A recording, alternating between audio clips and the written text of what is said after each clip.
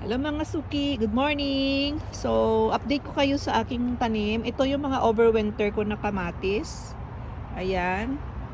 So, marami na naman siyang bulaklak. I think yellow pear tomato ito. Nakalagay lang sa paso.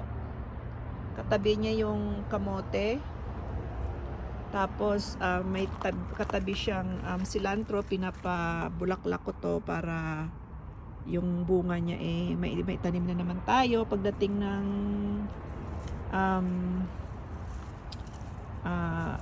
spring and fall, kasi fall and spring gusto ng cilantro medyo malamig-lamig Tapos so itong bulaklak niya magiging seeds, so prepare ko, i-save ko to for next year spring.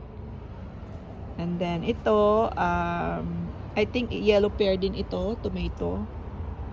So overwinter ito siya, nakakatuwa at hindi pa siya namamatay. Ito naman kamatis din ito. I think this is grape tomato ito. Masarap pang salad.